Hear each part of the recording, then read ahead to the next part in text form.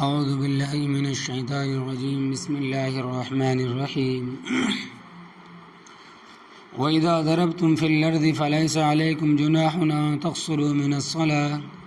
إِنْ خِفْتُمْ أَن يَفْتِنَكُمُ الَّذِينَ كَفَرُوا إِنَّ الْكَافِرِينَ كَانُوا لَكُمْ عَدُوًّا مُّبِينًا وَإِذَا كُنتَ فِيهِمْ فَأَقَمْتَ لَهُمُ الصَّلَاةَ فَلْتَكُنْ طَائِفَةٌ منهم معك وليأخذوا أسلحتهم فإذا سجدوا فليكونوا من ورائكم ولتأت طائفة أخرى لم يصلوا فليصلوا معك وليأخذوا حجرهم وأسلحتهم ود الذين كفروا لو تغفلون عن أسلحتكم وأمتعتكم فيميلون عليكم ميلة واحدة ولا جناح عليكم إن كان بكم أذى من مطر أو كنتم مرضى أن تضعوا أسلحتكم وخذوا حجركم إن الله أعد للكافرين عذابا مهينا۔ لفظ ترجمہ سورۃ النساء پارے 5 آیت نمبر 101 تھا۔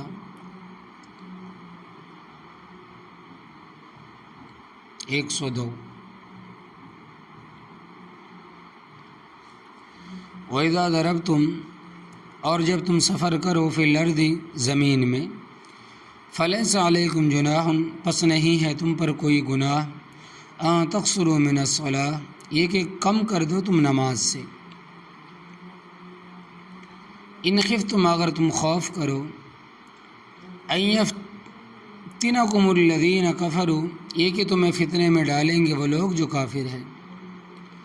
إِنَّ الْكَافِرِينَ بے شک کافر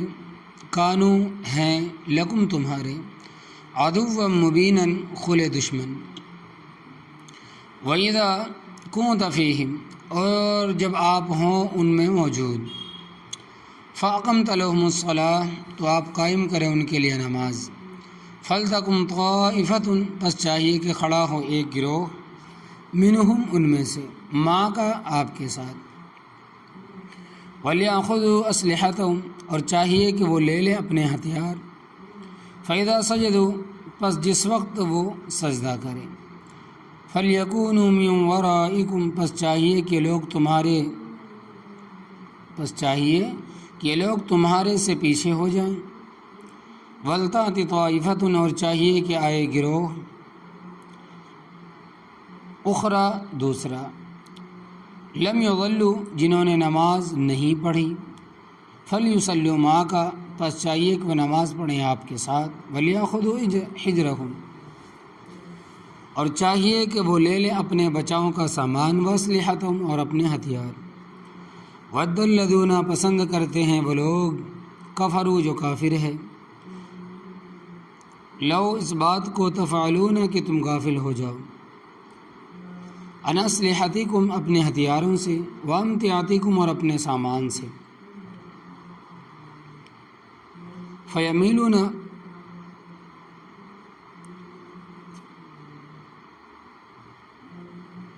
پس وہ حملہ کر دیں، علیکم تم پر،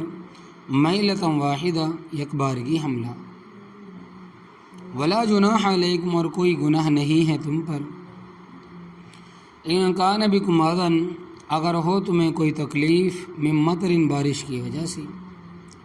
او کنتم مرضی یا ہو تم بیمار، ان تضعوا اسلحتکم یا کہ تم اپنے ہتھیار اتار کر رکھ دو، وخذوا حجرکم اور لے لو اپنے بچاؤ کا سامان،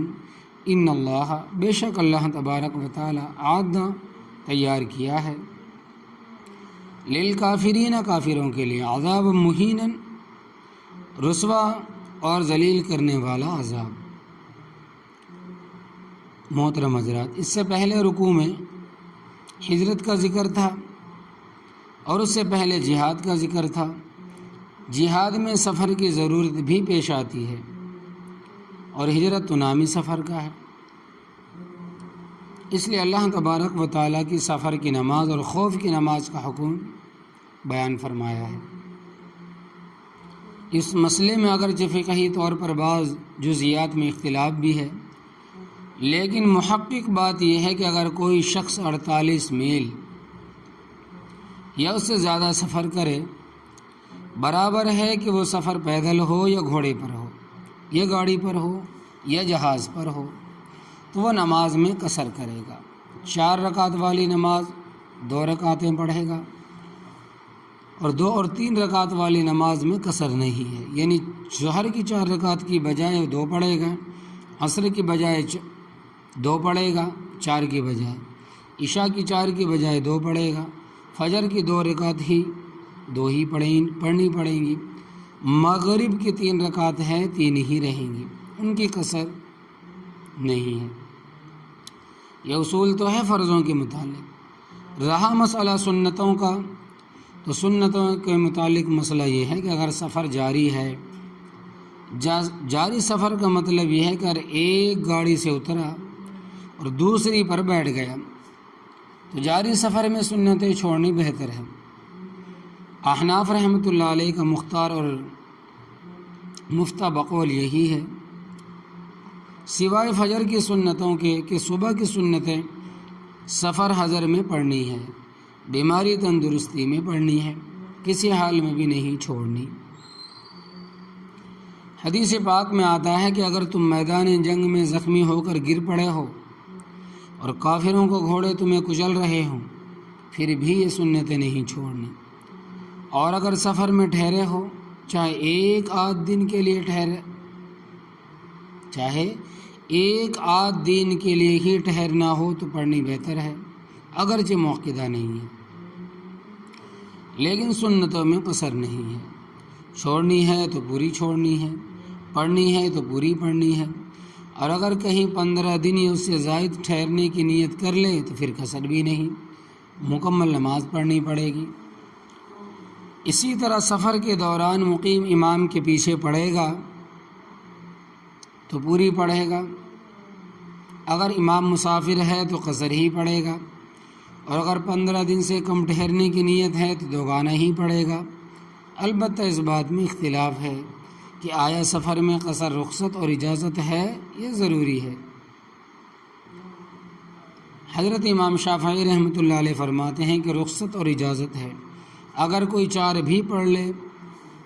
تو گنہگار نہیں ہے۔ امام ابو حنیفہ رحمۃ اللہ علیہ فرماتے ہیں کہ 4 رکعت پڑھنے والا گنہگار ہے، کیونکہ نبی کریم صلی اللہ علیہ وسلم سے سفر کے دوران 4 رکعت پڑھنی ثابت نہیں ہے، لہذا آپ کی سنت کی خلاف ورزی ہوگی، اور یہ صحیح بالکل بھی نہیں۔ 2 گانا کب شروع ہوگا؟ 2 گانا اس وقت شروع ہوگا جب اپنے شہر قصبے سے باہر نکل جائے گا، یعنی اپنے شہر یا قصبے کا جو آخری مکان ہے، چاہے کچا ہو یا پکا ہو، جب اس سے آگے نکلے گا 2 گانا شروع کر دے۔ اس شہر یا گاؤں کی زمین کا ختم ہونا کوئی ضروری نہیں، زمین میں تو لوگوں کی دور دور تک ہوتی ہے، زمین تو لوگوں کی دور دور تک ہوتی ہے، اور واپس اس جگہ پہنچنے تک 2 گانا ہی پڑے گا، یعنی اپنے شہر یا قصبے کے آخری مکان تک پہنچنے سے پہلے 2 گانا پڑے گا، اس کے بعد نہیں۔ تو اللہ تبارک و تعالیٰ فرماتے ہیں کہ وَإِذَا ضَرَبْتُمْ فِي الْأَرْضِ، اور جب تم سفر کرو زمین میں، فَلَيْسَ عَلَيْكُمْ جُنَاحٌ، پس نہیں ہے تم پر کوئی گناہ، أَن تَقْصُرُوا مِنَ الصَّلَاةِ، یہ کہ تم کم کر دو نماز سے۔ آگے نماز خوف کا بھی ذکر ہے، فرمایا کہ إِنْ خِفْتُمْ أَن يَفْتِنَكُمُ الَّذِينَ كَفَرُوا، اگر تم خوف کرو یہ کہ تمہیں فتنے میں ڈالیں گے وہ لوگ جو کافر ہے۔ اس زمانے میں کافروں کا غلبہ تھا اور ان کی طرف سے خطرہ رہتا تھا، مگر مسلمان نمازیں پڑھتے تھے اور ان کی نمازیں ہوتی تھی۔ حضرت عبداللہ ابن زبیر رضی اللہ تعالیٰ عنہ مسجد حرام میں ایسے اطمینان کے ساتھ نماز پڑھتے تھے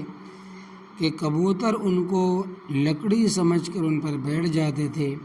حالانکہ کبوتر بڑا ہوشیار پرندہ ہے۔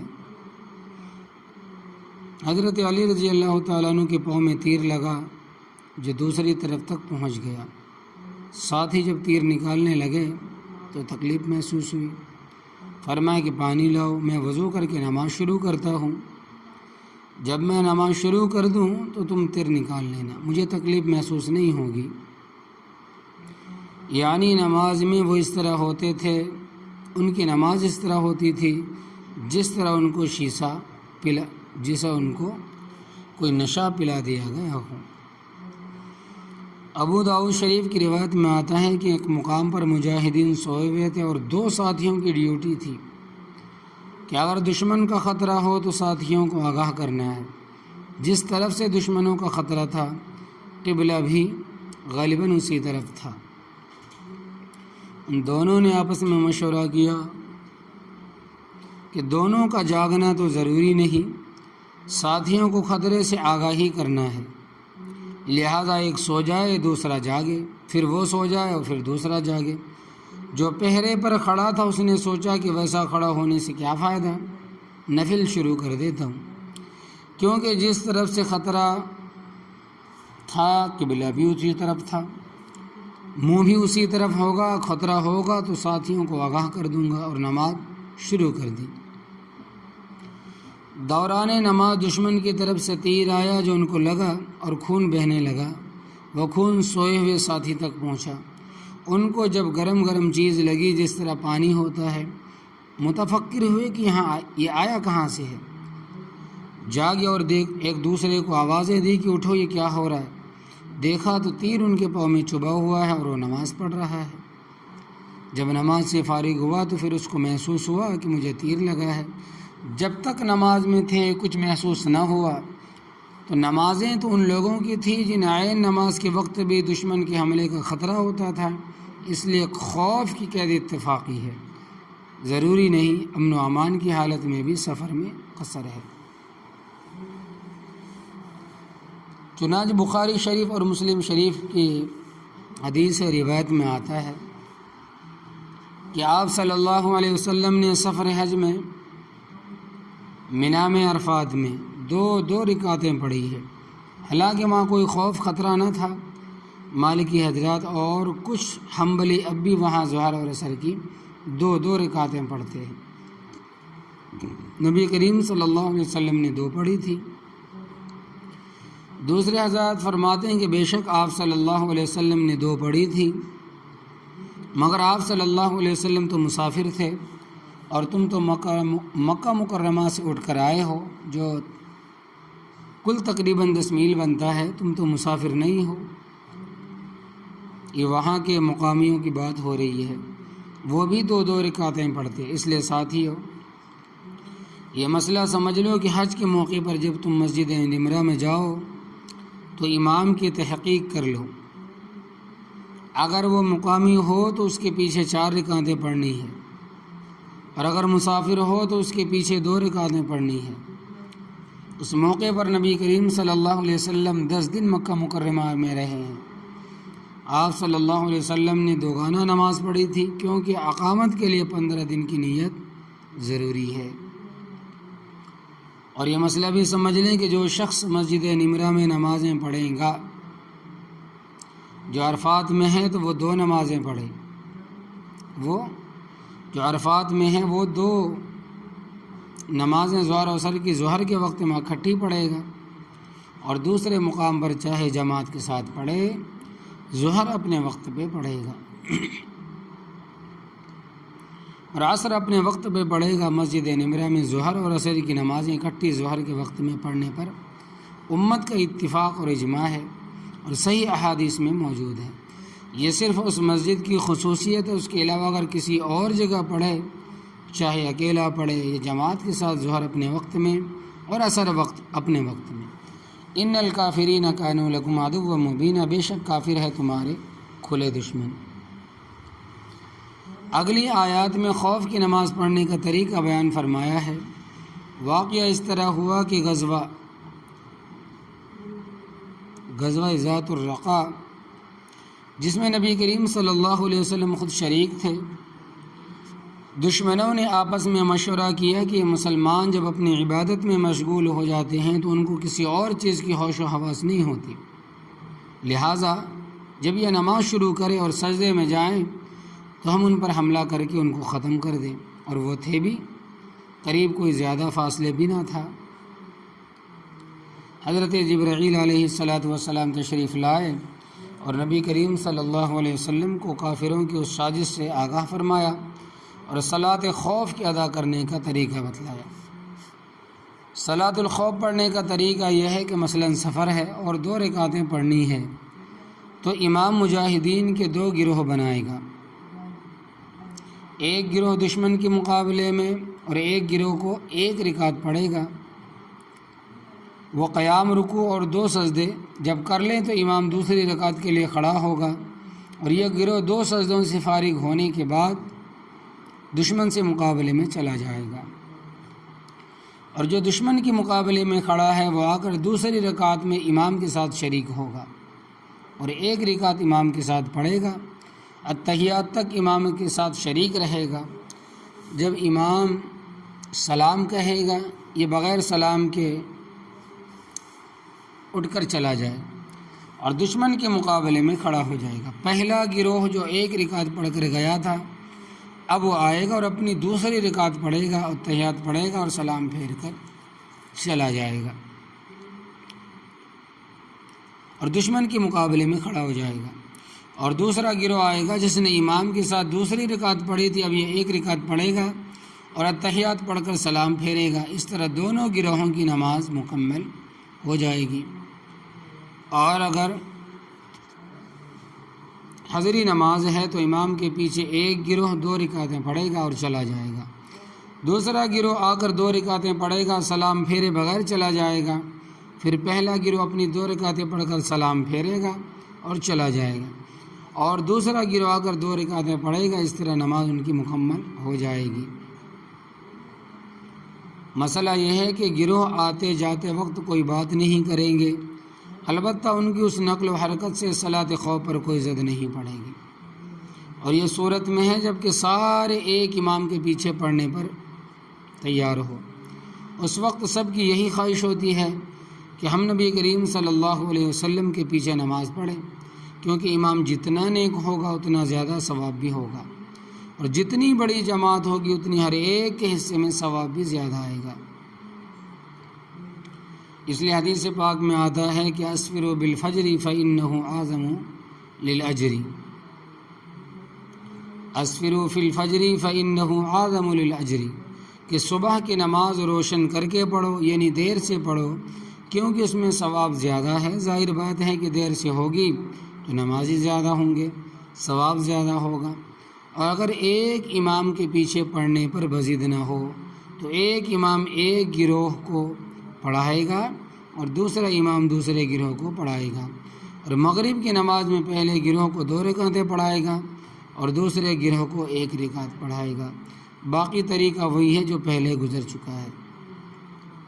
تو حضرت جبرائیل علیہ السلام نے جب آ کر نبی کریم صلی اللہ علیہ وسلم کو اطلاع دی تو نبی کریم صلی اللہ علیہ وسلم نے مجاہدین کے 2 گروہ بنائے، فرمایا کہ ایک میرے پیچھے کھڑا ہو کر نماز پڑھے اور دوسرا دشمن کے مقابلے میں، اور جب میں پہلی رکعت کے دوسرے سجدے میں فارغ ہو جاؤں یہ دشمن کے مقابلے میں چلے جائیں، اور جو دشمن کے مقابلے میں ہیں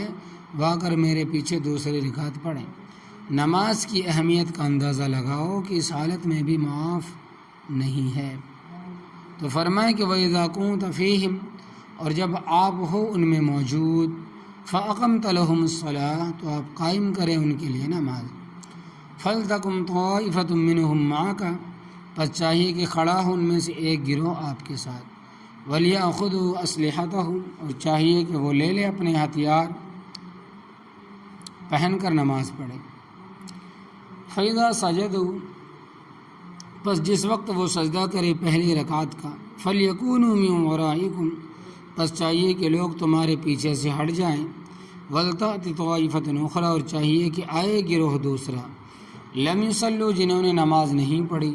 فَلْيُصَلُّوا مَعَكَ، پس چاہیے کہ وہ نماز پڑھیں آپ کے ساتھ دوسری رکعت، اور 2 رکعتوں والی نماز کی امامت ہے، وَلْيَأْخُذُوا حِذْرَهُمْ، اور چاہیے کہ وہ لے لے اپنے بچاؤ کا سامان، وَأَسْلِحَتَهُمْ، اور اپنے ہتھیار لے لے، کیونکہ وَقَالَ وَدَّ الَّذِينَ كَفَرُوا، پسند کرتے ہیں وہ لوگ جو کافر ہیں، لو اس بات کو، لو تغفلون عن اسلحتکم، تم غافل ہو جاؤ ہتھیاروں سے، وامتیاتکم، اور اپنے سامان سے، مثلا سر پر جو کھود لیتے ہیں، یہ جنگ کے موقع پر زرہ پہنتے ہیں، اور بھی جو جہاد کے لیے سامان ہوتا ہے، چاہتے ہیں کہ تم اس سے غافل ہو جاؤ۔ فَيَمِيلُونَ عَلَيْكُمْ مَيْلَةً وَاحِدَةً، پس وہ حملہ کرے تم پر یکبارگی حملہ اور تمہیں ختم کر دے۔ وَلَا جُنَاحَ عَلَيْكُمْ، اور کوئی گناہ نہیں ہے تم پر، إِن كَانَ بِكُمْ أَذًى مِّن مَطَرٍ، اگر ہو تمہیں کوئی تکلیف یا بارش کی وجہ سے کپڑے گیلے ہو گئے، تو اس وقت آدمی کو وہی ناگوار ہوتے ہیں اور ان کے اوپر ہتھیار باندھے ہوئے ہوں۔ اور زیادہ تکلیف ہوتی ہے تو اگر بارش کی وجہ سے تکلیف ہے، او کنتم مرضی، یا ہو تم بیمار، مثلا کوئی جسمانی تکلیف ہے یا زخمی ہو اور ہتھیار اپنے بدن کے ساتھ نہیں باندھ سکتے، ان تضعوا اسلحتکم، یہ کہ تم اپنے ہتھیار اتار کر رکھ دو، یعنی حکم تو یہ ہے کہ تم ہتھیاروں سمیت نماز پڑھو، لیکن اگر بارش کی وجہ سے اندکال ہوتی ہے تم اوپر ہتھیار بھی پہنو، یا تم زخمی ہو کہ ہتھیار نہیں باندھ سکتے تو ہتھیار اتار دو، لیکن وہ خود حجرکم، اور لے لو تم اپنے بچاؤ کا سامان، ہتھیار ایسی جگہ رکھو کہ خدا نخواستہ دشمن حملہ کر دے تو تمہیں دوڑ کر نہ جانا پڑے۔ یہ اللہ تبارک و تعالیٰ نے مسلمانوں کو حکم دیا ہے کہ دشمن کے مقابلے میں اپنے بچاؤ کا سامان تیار رکھو۔ اگر کوئی شخص توفیق اور طاقت کہتے ہوئے اپنا بچاؤ نہیں کرتا اور تکلیف میں مبتلا ہو جاتا ہے تو تکلیف اپنی جگہ اور اس کے ساتھ ساتھ گنہگار بھی ہوگا۔ اس نے اپنے بچاؤ کا سامان کیوں نہیں کیا، جبکہ اللہ تبارک و تعالیٰ کا حکم ہے کہ خذوا حجرکم، اپنے بچاؤ کا سامان کرو، انتظام کرو۔ یہ وجود اللہ تبارک و تعالیٰ کی امانت ہے، اس میں خیانت نہیں ہونی چاہیے۔ ان اللہ اعد للکافرین عذابا مہینا، بے شک اللہ تبارک و تعالیٰ نے تیار کیا ہے کافروں کے لیے عذاب ذلیل اور رسوا کرنے والا، جو کافروں کو ڈالے گا اور رسوا کر دے گا۔